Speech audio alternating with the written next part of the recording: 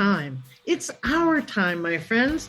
Time for millions of maturepreneurs, 55 plus, who are hashtag not done by a long shot, to revolutionize how we lead, do business, and innovate our world.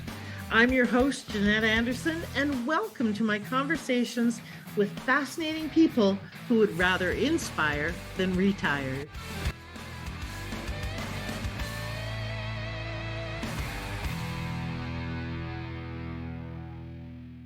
Hello, everybody, and welcome to this episode of the Maturepreneur podcast. I'm your hostess with the mostest, Jeanette Anderson, and today I have the fabulous and very fascinating Adam Zuckerman with me here. Adam, I forget where you're located. Where are you? Just outside of Washington, D.C. in Maryland. Yes. Okay. Lovely area. I've got friends there. I was just in the town that I can't remember the name of, but it's near Quantico, and it's a really beautiful area. So lush and green and lots of flowers. It's really pretty there. All right, so I'm bringing Adam to you today to have a really important discussion around simplifying estate planning and end of life tasks. Now, lots of people go, ooh, ick, yuck, don't want to talk about that, don't want to think about that. Too bad. Guess what? As you know, we're getting older. We need to think about that. We need to talk about that. And we need to plan for that so that we don't leave our loved ones high and dry, worried, stressed out, and trying to deal with things that they should not be dealing with. Not only that, it provides a tremendous amount of peace of mind. And Adam has a wealth of expertise and resources that make it so much simpler. So it's a great session for you to listen to. I'm glad you're here. And I'm glad you're here, Adam. So welcome. Thank you. Thank you so much, Jeanette. It's great to be here today. Thanks. And so I'll tell you the official word. Then we're going to find out the juicy tidbits behind the scene. And then we're going to launch into a little bit about Adam and his journey. But of course, this topic, because it's so important and so critical. So Adam Zuckerman is the founder of Buried in Work, which provides resources and services to simplify estate planning and organization and end of life tasks and estate transitions for consumers and businesses. He's an attorney, MBA, and Eisenhower Fellow. Slacker, with a diverse background that spans finance, media, consumer packaged goods, and clean energy. So, seriously, when did you get all of that done? And build this incredible, huge business? How did you do all that? It's funny, when I graduated law school and my MBA a while ago, uh, I went in and I had a conversation with somebody at a hedge fund that I ended up working at. He was the general counsel and the chief operating officer. And we were introduced through a mutual friend. And he asked me to send me my resume to him just so he had a little bit of background. And he ended up telling me years later that he thought I would be 20 or 30 years older than what I was when I walked through the door. Yes. I don't know where I accumulated everything. I guess I'm a busy person. Okay, well, and I want to loop back. So if I forget, remind me to loop back about productivity, because clearly you've kind of got that down. And I want to find out if the secret is team and delegation, or if you just don't sleep, or what the real secret is to that. Because I think that is an important part of what a lot of people here are more focused on. Because, we pitter patter, we got to get at her. We don't have as much time left as some people, so we want to get a lot done. So we'll come back to that. But tell us something about you that people would never guess, and maybe even your best friends don't know, that might surprise us, that we would never know from reading your website. I think that the thing that most of my friends do know, but I'll say it anyway, is that I'm a beekeeper. Oh, So okay. I always wanted to keep bees, and when COVID hit, I thought it would be a really easy project to do. Throw some bees in the garden. You want some honey, you go to the hive once a year and steal some honey, put on a suit and smoke them out. I took a class and realized it is one of the most complicated things I've ever done in my life. Uh, we currently have 3 hives and probably well over 100,000 bees in the garden. That said, you virtually never see them. They go out of the hive and straight up. And on good years, we've gotten upwards of 80, 90 pounds of honey. So Wow. it's pretty neat.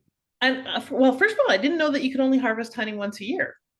Well, it depends where you live. So if you're in an area like Hawaii where they have flowers and happiness all year round, then the bees are always collecting nectar. Where we live, the honey flow season or the nectar season, which turns into honey, is relatively short. So you can theoretically take honey once, twice a season. Really depends on the year.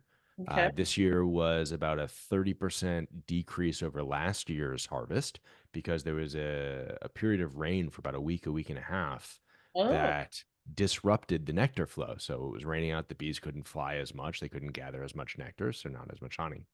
So it really depends on where you live and how often you want to take from the hives and how big the hives are and if they have a mite load that's more than what you want and if the moths are there and there's a whole host of stuff. So it goes back to the statement I just made a few minutes ago of beekeeping is far more complicated than I thought it would be. well, that's interesting. But I also think that it's great that you're doing that because there's so much concern about not enough bees in the world. And literally, ultimately, what I've seen and heard is that mankind's annihilation will not come from, global warming and all these other things. It'll come from the fact that we're killing off all the bees, which will ultimately kill off everything else. I don't know if that's true, but that's what I keep hearing all over. So it's good you're keeping bees. Yeah. It's certainly something. There's a lot, and this is definitely a podcast episode for its own right. But most of the honeybees that people keep are actually a non-native species of bees. So Oh, honeybees are oftentimes from Italy or Caroline bees, I think is what they're called, maybe a little bit different in pronunciation, but they're displacing the native bees. oh, So you're right, and people are right that climate change is something we have to get our hands on top of and get a hold of under control. That bees are unbelievably important for pollination of all the food that we eat. But honeybees aren't the only ones out there that do it. So right. conversation for another time, but save the planet, which is actually kind of interesting. A lot of people say that humanity or that the earth is in a bad place. What are we going to do? The earth is dying. The earth is fine. The earth doesn't care if humans are here. The earth doesn't care if dinosaurs are here. The earth just is. The only time the earth is in peril is when the sun supernovas. Uh, but it's humanity that's in a bad spot. Yes, yes, we are the ones that are screwed, not the planet. I know. Okay, so that's fascinating that you do that. Tell me, what's one thing you've learned from being a beekeeper that you apply to your business? Ooh, relationships matter. Mm, So this goes back to your question earlier, is lack of sleep or something. I'm sure that's part of it at times, but the reality is that no Fortune 500 company has one employee. right. And there are trends that mean that companies can be more efficient using technology, but you have to have other people involved, and those relationships are really what matter. Um, Beehives are super communities. One bee does not care if it survives. It is all about the success of the overall colony to the Mhm. point when beehives split. So they don't have children like humans do. It's not a 1 to 1 or 1 to 3 if you have triplets, for example, but rather the queen lays eggs. And when the hive is strong enough, the queen leaves with half of the bees, leaving resources in a new house for the queen eggs that were laid. And I'm simplifying things a bit, but they will leave, put themselves in peril to start a new colony and provide for others. So it's sort of like what we're doing at Buried in Work. We're taking time to create resources so other people that come behind us or maybe in front of us in some ways have an easier situation in tough times. Interesting. I knew you'd have an analogy. So, all right. So tell me a little bit about your why. Why do you do this work? How did you get involved with this in terms of your journey? But more importantly, what is your personal purpose that drives you? Ooh, I got into this business by accident. I did not think I would be doing this.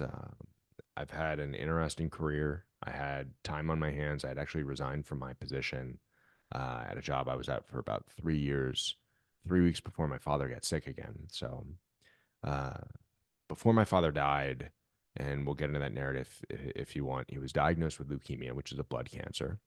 And I actually donated bone marrow to him. So it was a very personal experience and his leukemia came back once. They put him back into remission, and the third time it came back, it was a very quick process. He was over at my house doing woodworking in the basement. He said that he was a little bit tired when he walked up the stairs. If you and I say we're tired, we go to sleep. When he says he's tired, it means something's wrong because he didn't complain much. And he went to the doctor and checked in the hospital on a Thursday and passed away 12 days later. So far too Wow. quick.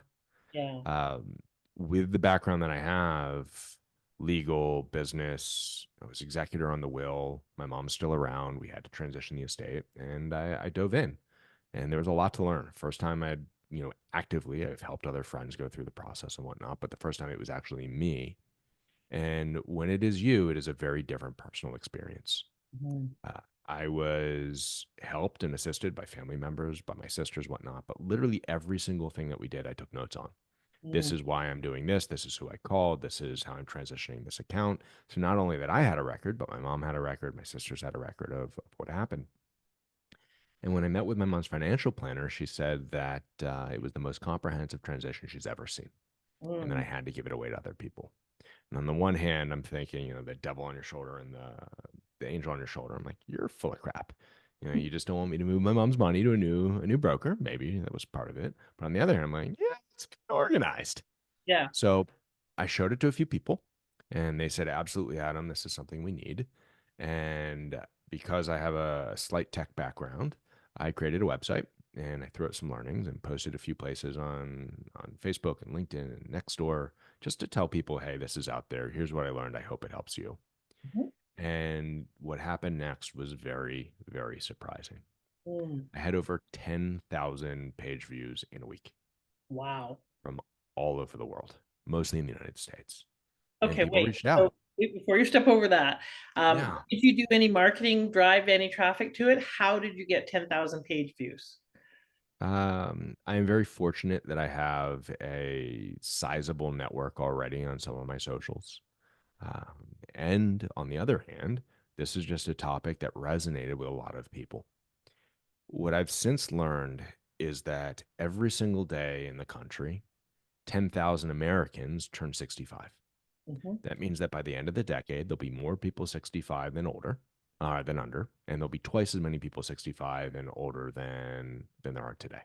mhm, And things are getting complicated for a lot of people, and it's one of the challenges that I want to solve. My mom and my dad, they were very involved, loving relationship, 52 years, but my dad handled most of the finances, and it was more of a traditional, family relationship like that. And what I've since learned is that women in the States outlive their male husbands by 5.8 years.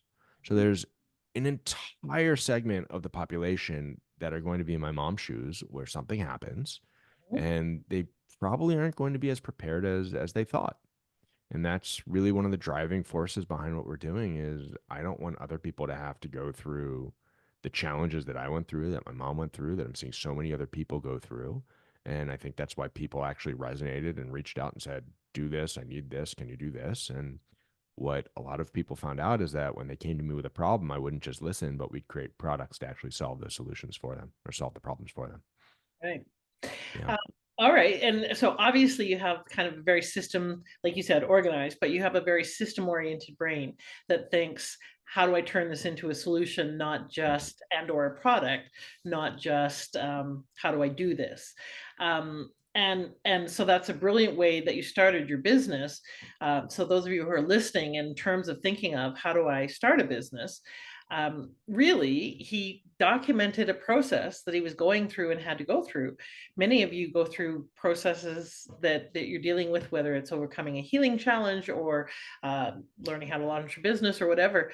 Document what you do and how you're learning and what your process is, so that a process, I speak American and Canadian, so that you can turn it into something later potentially, because that's a brilliant, brilliant approach. And by virtue of putting it out there and offering it, he got to test the market, find out what the appetite was, so that he could turn it into a viable business.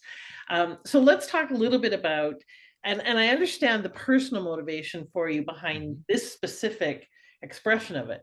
What do you think your mission in life is overall? Because this is not one of those fluffy podcasts. This is about, like, Mhm. let's talk about the meaningful things. Um, Yeah. and how does that live into, or how do you live into that through this business? Because clearly you're solving a problem and it really personally impacted you. but overall, what's your purpose in life, Adam? To leave the world a better place than how I found it. I don't really believe in legacy. I think that there are very few people in the world that are going to be remembered Mhm. 300 years after they die. And it's Right. just very, very unlikely. You've got the George Washingtons in the world, Barack Obama probably. Yeah. Um, but most people, they're just not going to be remembered. And Yes. if that's the case, then what's the point of life? What is your goal? It's not necessarily to accumulate as much property or assets or things. For some people, it might be a good goal because toys are fun to have. But for me, it's live life in a really good way and leave a legacy that helps other people along the way. And that's it. I've always worked or tried to work in companies that have a positive impact on people in some way, some more so than others. And what was interesting is after my father died and I started Buried in Work, I was talking to one of my best friends. I grew up with him. He knew my dad fairly well. Eric, if you ever find this, hi. And he said, Adam, there's nothing that would have made your dad happier knowing that you are helping people Mm. making money off of his death. And Yeah. it's a really funny way to say that, but specifically in that order Yeah. is what matters. The first thing in my family was, are you helping other people? Right? Mm. Check. Are you able to do it and make it sustainable? Are you making money? Check. And then my dad's quirky sense of humor, hey, I died so you could actually do this. And, you know, for years and years and years, I told him that he just kept me around for spare parts because the bone marrow donation. Yes, So, exactly. All right. Well, and congratulations on doing that so that he did have longer and yeah, really tough. Even though you had kind of two dress rehearsals for the letting him go, the yeah, 12 days is so shocking. There and then gone. And yeah, so yeah, that leaves you reeling in a whole different way. So a couple of things that you just said, and I want to underscore them. One, it is, I must stand for the and. My last name is Anderson. It's even in my name. And hmm, what I mean by that is not this either or. Either I make a difference or I make a great living. You can make a meaningful difference and a magnificent living. Be a stand for the and, because the either orness is scarcity, is not balanced, is not what's possible, and they don't have to detract from one another. They go hand in hand. The more successful you are, the more impact you can have and help people. The more you help people, the more successful you can be intrinsically and extrinsically. So be a stand for the and, like you're saying. And the other thing is legacy. I also really had no attachment to legacy. I don't know who my father is. I don't have a lot of connection to my family. Everybody's a half this or that at best. I have no kids. I have no sense of history or legacy from a familial point of view.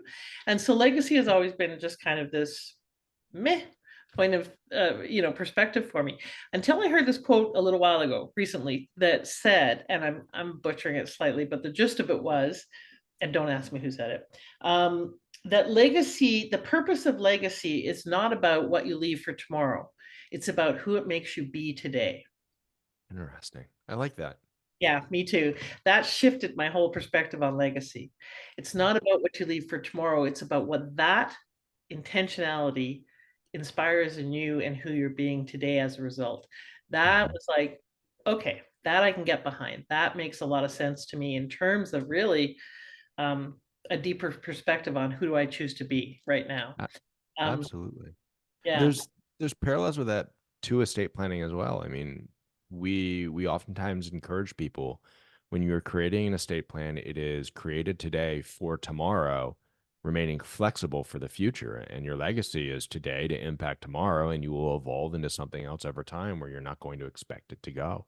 yeah. Uh, yeah. And you have no control over either. You have no control when you leave. Well, okay. By and large, we haven't got By and control. large, yeah. Uh, Well, and hopefully you have control over your estate plan. yes, well, Hopefully. but I mean the timing of our leaving, Absolutely. and we also really don't, like you said, have control over whether or not we'll be remembered. That's in other people's estimation, not in ours. Mm. So yeah, it's an interesting parallels. So tell me where the name Buried in Work came from, or what it means.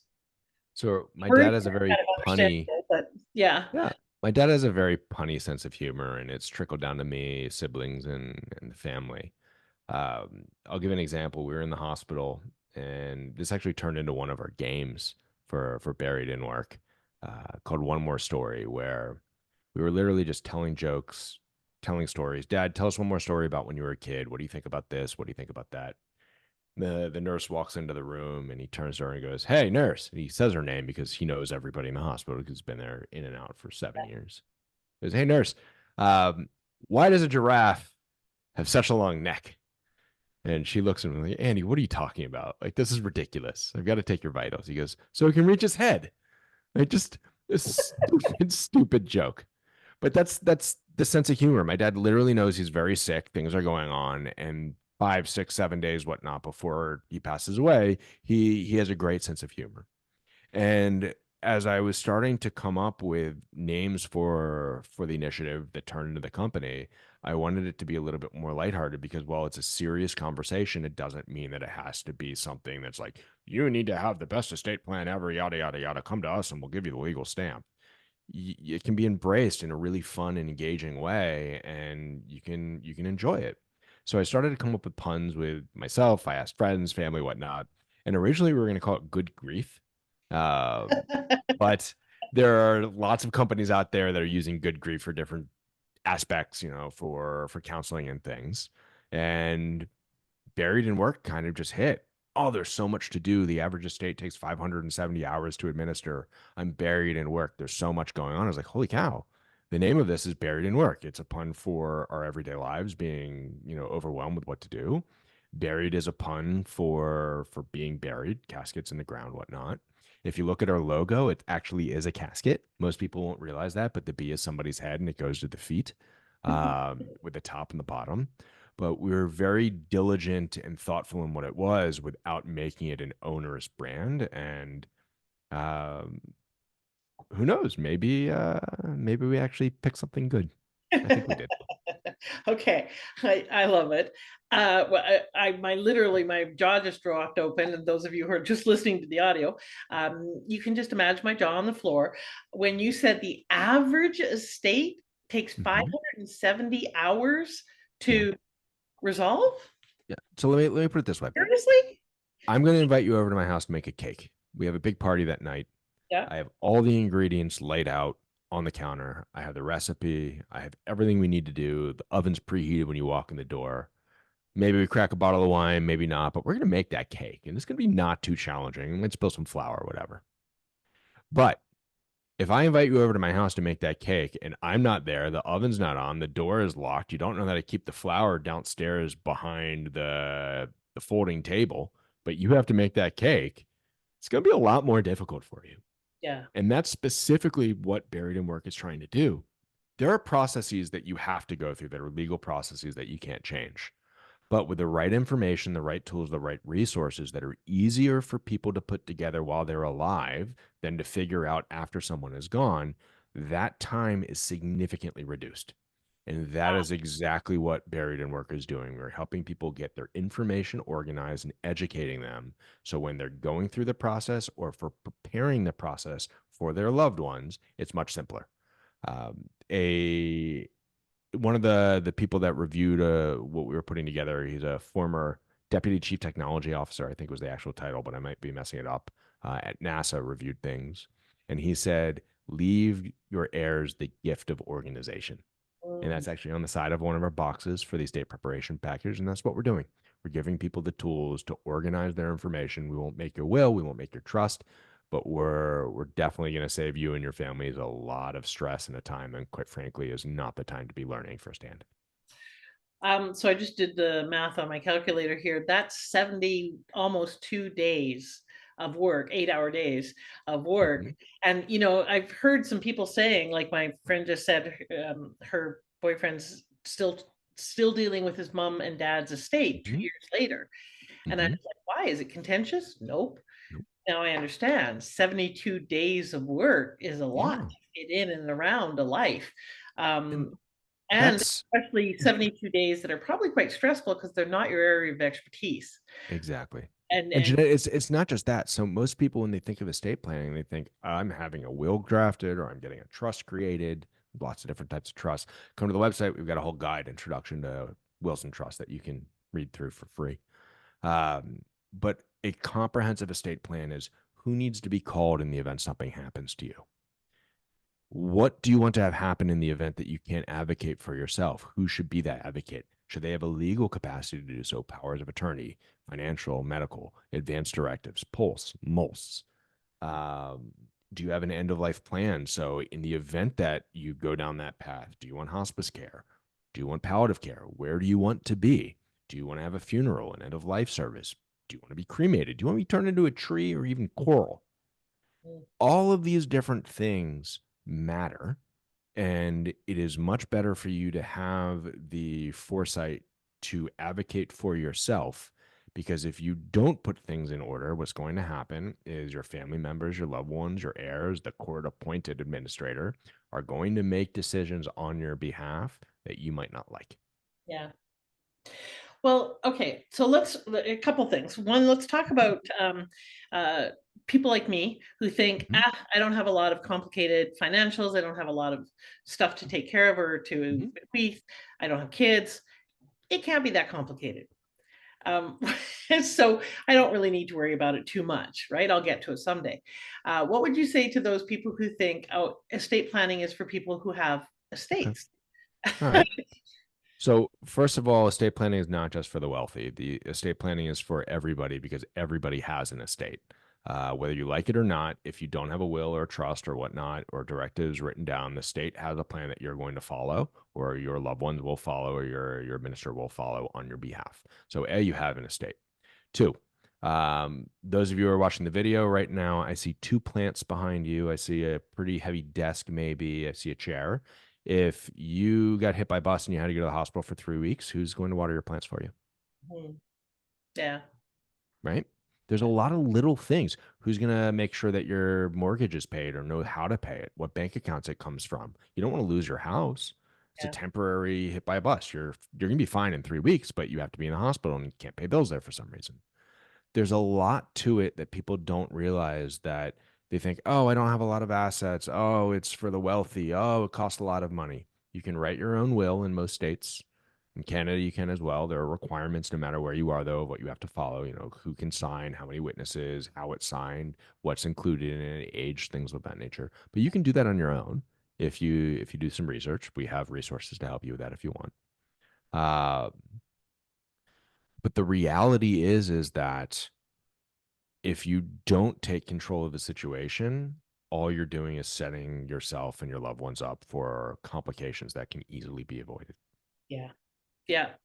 Well, my best friend, whose mom died a few years ago, her mom's bank account was in Toronto, where she was from originally, and Mhm. Mary was a signer on the bank account and thought therefore that would be easy when it came to resolving that. Mm-mm. It took a tremendous amount to be able to get a little bit of money Yeah. out of that account and close it down. Um, Here's why. she almost Here- had to fly to Toronto to go into the bank to do it, Yeah. even though she Yeah. was a signer on the thing, and she was really organized about her mom's estate. They just didn't know that that would be an issue. All Um, right. so Common misconceptions. One is that I have power of attorney for someone, or I'm on their bank account. After they pass away, I can easily get the money. Power of attorney ends immediately when somebody passes away, the grantor passes away, because it is a lifetime, it is during life that that power of attorney is in effect. So if you had access, great. They're dead. I'm sorry, you don't have access anymore. You have to get letters of administration from the court that gives you access, unless you have a transfer on death, payable on death beneficiary designation on the account, helps you avoid probate in the United States at least, or um, you have a joint ownership on that account to start. So she may have had what it sounds like is access to act on behalf of, but she didn't have one of those other characteristics. And these are those little things that if you haven't gone through it, you're not going to know. yeah, Payable and death beneficiaries, they get paid before wills are followed because they're contractual in nature. So you can have your ex girlfriend or ex boyfriend, they will actually get that money from your bank account and not your current spouse if they're still listed. So there's a lot of little things that you really need to be diligent about. Okay, so let's talk a little bit about what the business is. But one of the things, Mhm. you're obviously US based and predominantly have information about the US. How much of what you have is relevant regardless of where you are? Because we have listeners all around the world and especially in Canada. So how much of your products and services are applicable no matter what? And how much is Good it question. only US? Good question. I'm going to say that 92% of all statistics are made up on the spot. So that being said, I'd say that probably 70 to 80% of what we provide as a company is applicable anywhere in the world. Here's why. If you are coming to our site to find out the specific will requirements for Montana, you can do that. You're not going to need to do that if you live in Quebec or if you live in Ontario or, BC. But if you're coming to us to understand what information I need to have organized to make sure that I am in a good spot, that is completely relevant no matter where you are. Maybe the address field isn't exactly the same. So we have state instead of province, but 100% applicable. So it doesn't matter if you live in New Mexico or if you live in Windsor, Canada. Family members, including pets, you need information on it. Citizenship and identifications. You need career and education history, residential history, your digital presence, which is your email and online accounts and passwords, your computers, phones, devices, all of that stuff. You have to have a listing of your financial assets, your liabilities, your business interests, your insurance information, your tax returns, your health and medical information, everything else in between. And then on top of that, a living will, healthcare proxy, healthcare agent, DNRs. So you can come to us and get the baseline of what you need, and that is literally applicable anywhere. The games that we have, the card games, applicable anywhere. Do you have a will? Yes, no. Where is that will? Who helped you write it? How do you feel about sedation in the event that you experience extended amounts of pain towards the end of your life? These types of questions are very important, and they are topics that transcend location. So I'm going to go with 60, 70, 80% of our resources are applicable anywhere, and you will know very quickly if it is something that doesn't apply to you. For example, how do you transfer a car title after someone dies in Kentucky? That might not be as relevant Right. to what you're looking for. Okay. Um, again, my jaw hit the floor there when you rattled off all the various things that you need to have in your organizational portfolio. It's a Um, lot. it is, and it's part of that being so daunting is part of why I think people really resist it a lot. Um, and um, and I know from personal experience, dealing with my mom and seeing other people deal with stuff, that there is kind of this whole notion of, well, I'm gone, so it doesn't really matter. And they won't have to deal with things. They won't have to pay my bills because those will just be written off or whatever. Not necessarily the case. There could actually be fairly significant impact on family members or even friends, Yeah. because creditors will come after you if they can't recover from your parent or your spouse or whatever. Now, they may or may not be able to legally, depending, but that doesn't They'll come stop them after the from going after. estate. They'll Yeah, come after the estate is typically what happens. So you are not responsible unless you are a co-signer on that loan. This is like the whole business law background that I have. Unless you're a co-signer or in very specific situations related to that obligation, you're not related or obligated to pay for it.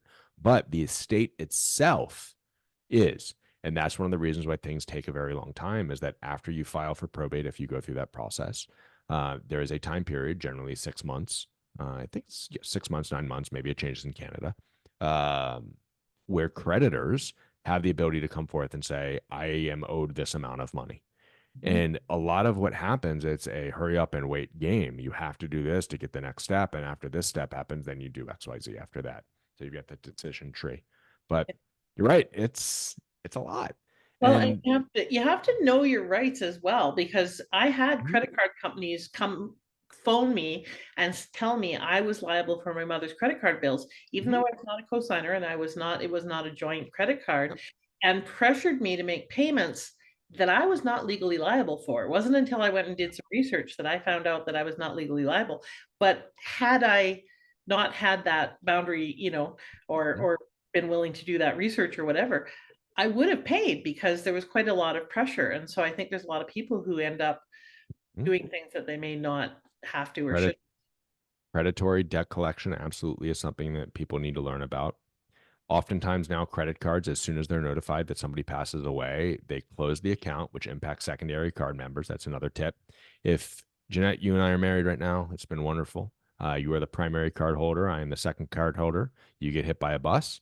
My credit card is immediately canceled, so I have no access to credit anymore because it's your account. So Right. make sure if you're in a relationship and you guys share credit cards that both of you have at least one credit card where you're the primary holder. So back to the story. Okay. Um, it was a very wonderful marriage, by the way. I Don't was get me going to wrong. say it was Yeah. brief, but really Short lived, but it was very special. nice. Short Very lived, very special. nice. Um, if if you get a credit card and the credit card is notified, company is notified of your death, oftentimes what they will do now is immediately cancel it. And instead of asking you to pay, they'll just shift it over to a collection agency. They'll write off the debt, sell it, whatnot. And what you can do with that collection agency, because their goal is to maximize their return. And I did this on a few of the credit cards. I said, I'll pay you off right now. I'm the executor on the state. I will pay you today, but I want a 10% discount to do it because I don't know where you fall in terms of the liabilities and the claims. And I didn't know because people were still saying, hey, here are bills, whatnot. But if you can give me a discount today, I'll pay you. And they're like, okay, we'd rather have 90 cents on the dollar today than maybe not get anything down the road. So just because people are coming at you, A, doesn't mean that you have to pay. B, doesn't mean that you are legally obligated to pay. You might be. But C, you can push back and negotiate as well and save a little bit of money for the estate. Okay, just as an aside, because I glanced over at your completely switching tracks here, at your bio. What's an Eisenhower Mhm. Fellow? Oh, no. Okay. So President Eisenhower believed that through interaction and exchange, countries around the world will be better off for it. Okay. And Eisenhower Fellows are individuals that are selected mid career that are going to be positioned well to help further exchange in between countries. So I was fortunate in 2018 to spend a month in China as a Zhejiang Fellow. And it was one of the most phenomenal experiences of my life.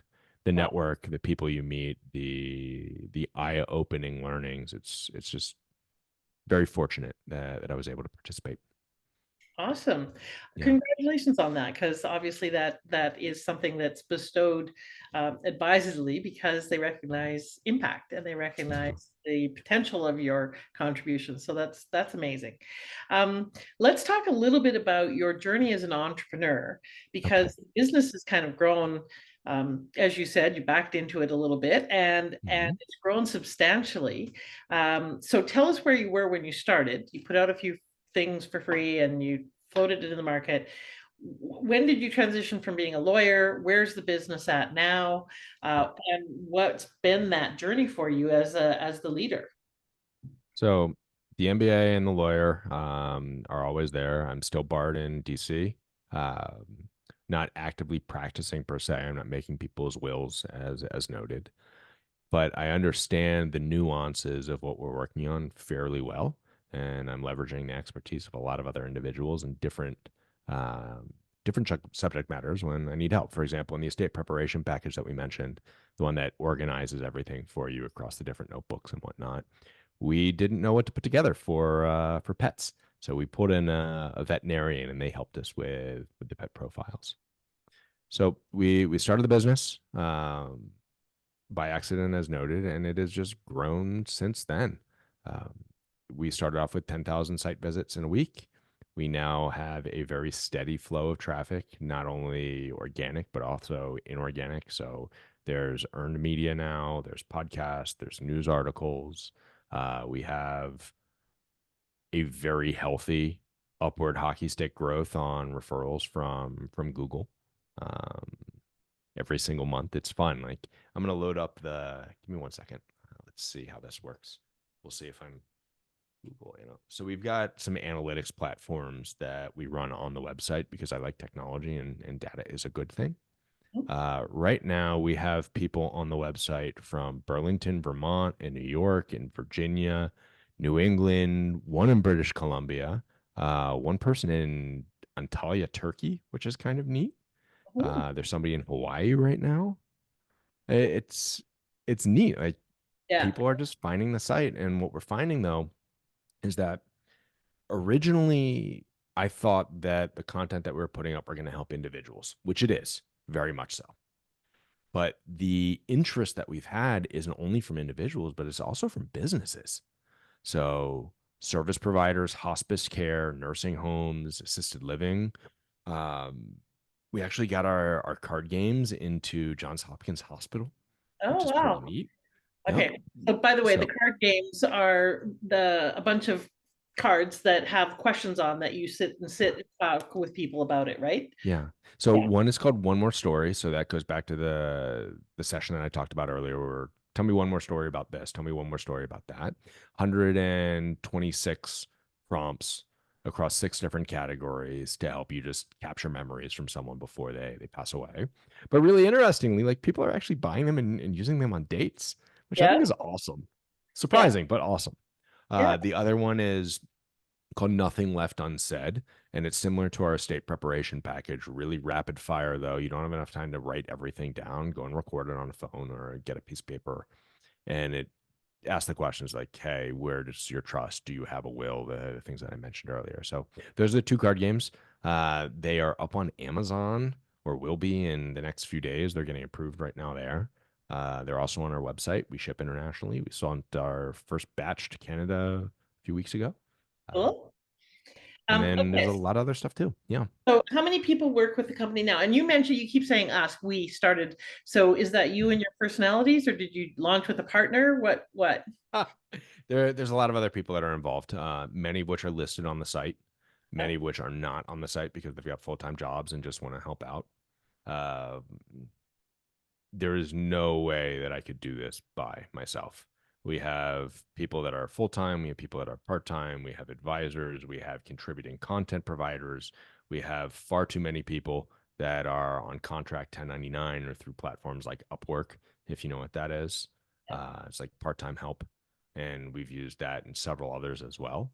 But what we found is that you cannot build what we're building just with one person. There's no way that skill set exists across the board. I mean, from product design, content development, the actual legalese side of things, so many different aspects go into estate planning. That goes back to that list that you have to have people that are experts in all of those fields. Unfortunately, what happens is when people see what we're working on, they oftentimes make introductions for us to other people, um, and it goes from there. So That's cool. it's And it's yeah, neat. you're the quintessential kind of relationship builder as well. That's part of it. So what's did you get funding to start up, or did you launch on a shoestring? How did you do that? Funding was me saying I'm gonna build this website and put it together because I didn't think I was gonna have to spend money on it. Okay. Uh, I was literally okay. I'll drop a few $100 on a host and put together a website on Squarespace and just make it work. And since then, I've dumped a lot of personal capital into the company. Yeah. I have not raised any money for it from investors. I don't want to raise money right now. We've had a few that have come to us actually and said, "Hey, when you're interested, we'd love to talk." Yep. But we're fortunate that I think that we're growing at a pace right now that we'll be able to bootstrap it. Maybe we'll take money later. I don't know. But right now, it's all out of my bank account. So Right. yeah, And when did you start the company? What year? What month and year? yeah. So the first post went up November 6th, I think, 2023. So relatively recently. It's crazy. So less than seven Less than months. a year. Yeah, less Yeah, than. we're about 9 months in right now, and we are being described as the fastest growing end of life and estate planning company in the country. I would bet you're probably one of the fastest online companies, period, fastest growing. So, do you mind sharing? So you're bootstrapping the whole thing. Are you Yeah. at 6 figures, mid 6 figures, 7 figures? How far did you get in 7 months so far? One thing that I do not talk about is revenue figures. just because that's not something we want to share with other people. Yeah, Okay. but All right. we're doing well. We're So doing well. you're doing well, and you've got a group of people involved now. How many Mhm. are full time on the in the business? So full time, it's just me, Okay. to be clear, and I'm not even taking a draw from this right now. But there are multiple people that are putting in more than 20 hours a week.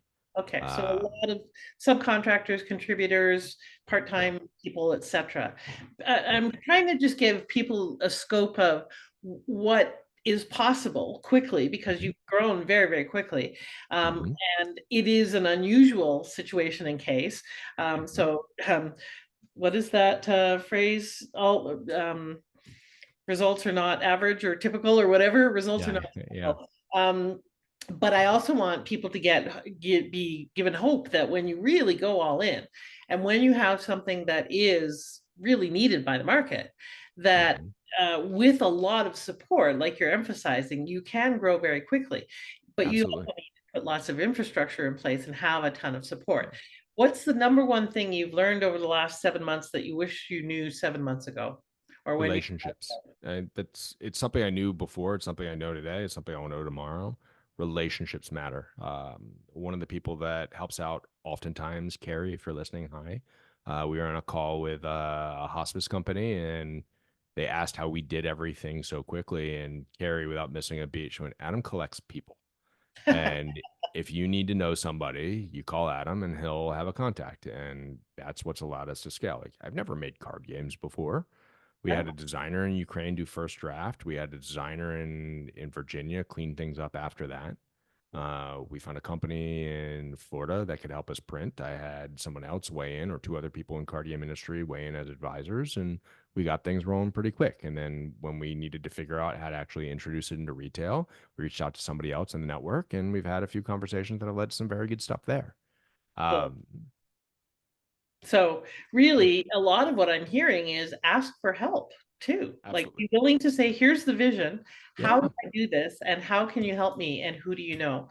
And I think that's a big block and barrier for a lot of people. They figure yeah. they have to have all the answers.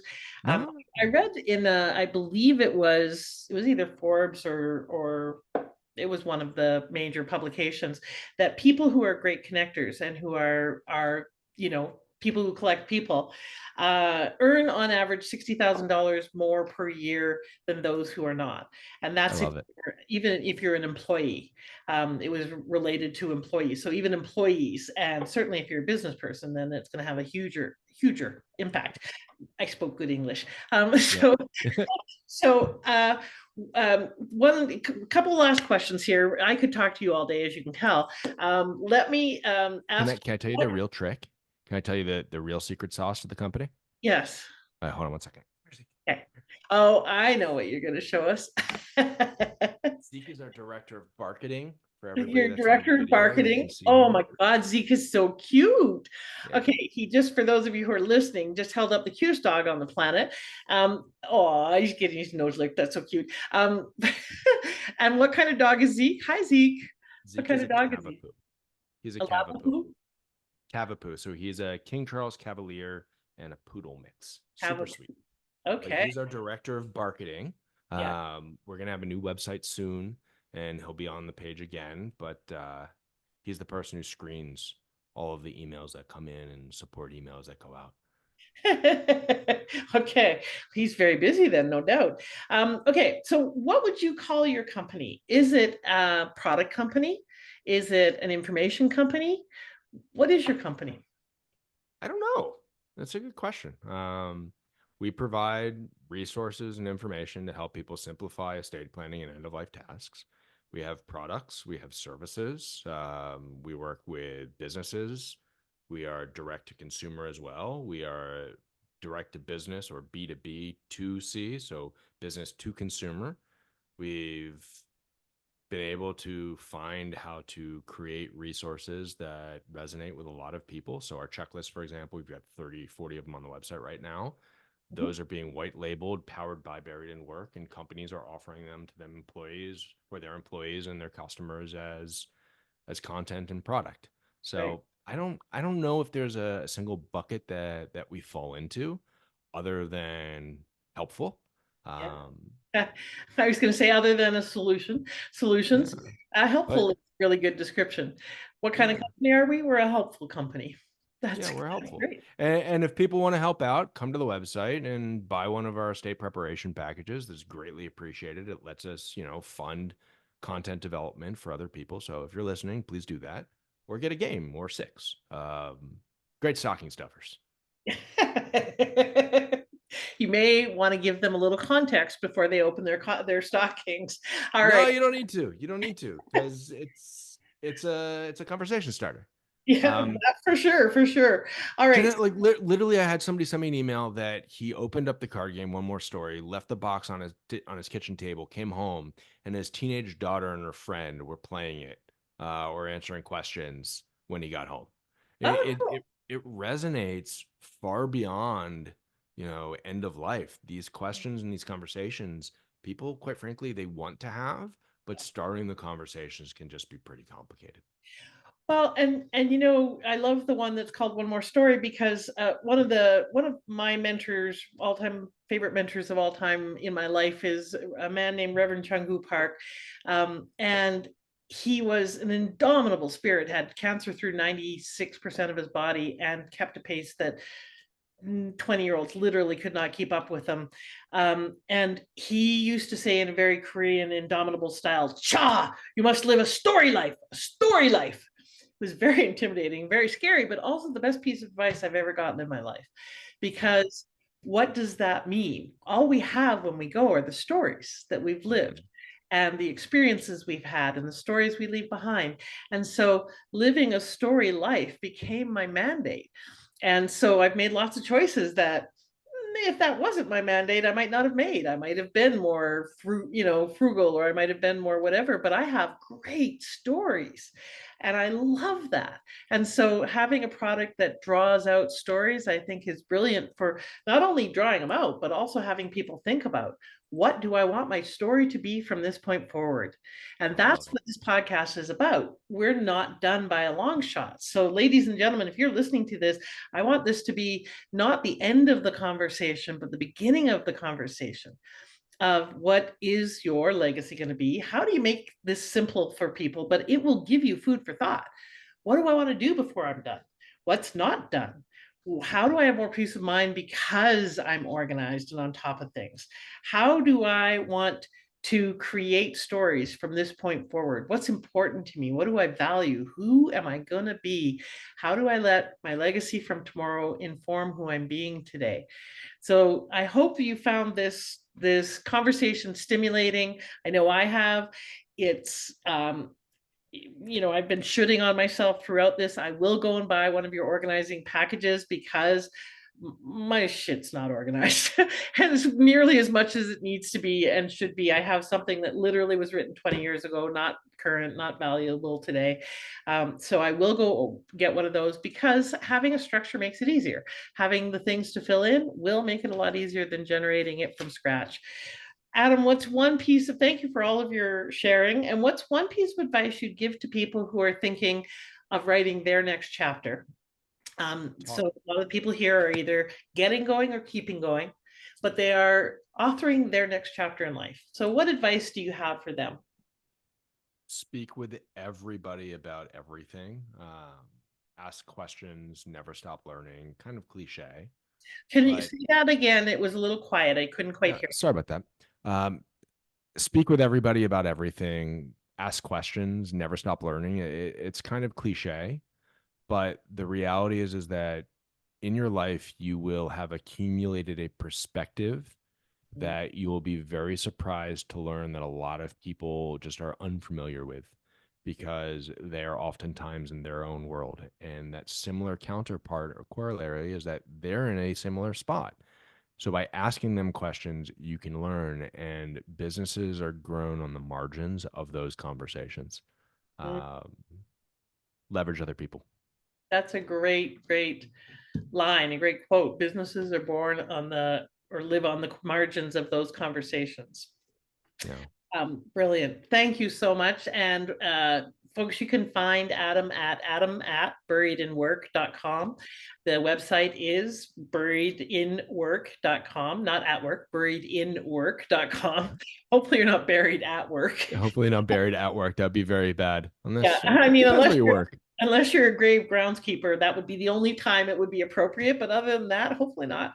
And go and check out, they have literally thousands of free resources. He was just telling me in the migration of the website, they have 1,700 articles that they're moving over. There's a ton of free resources. And again, a lot of it is applicable and food for thought, no matter where you live.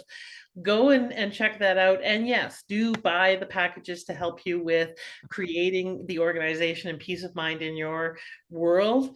And reach out to him and his people if you need support. They've got some services that can help you, or referrals and resources for you, no matter where you are. And please take a moment to stop and think about, what is the chapter you're writing now? What will that be? How are you going to live into that? And how are you going to create it? And take inspiration from Adam's example of how he started the business, how he's grown the business. You cannot do it alone.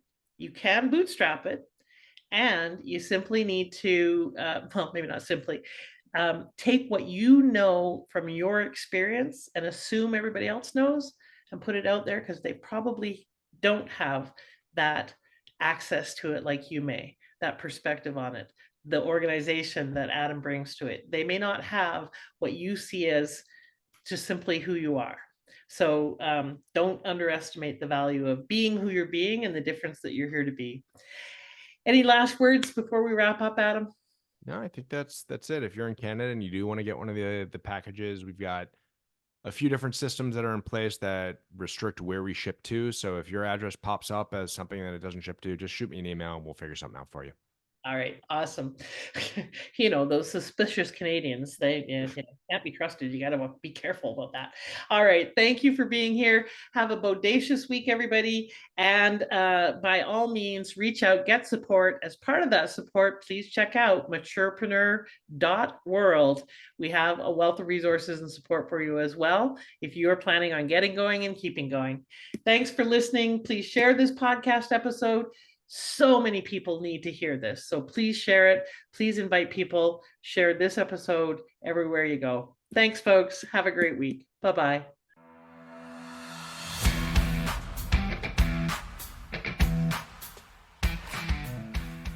Thank you for listening. I'd love it if you left a comment and subscribed. And I encourage you to apply one aha from this interview right away, so you can turn your wisdom into wealth and your contribution into positive change. Bye for now.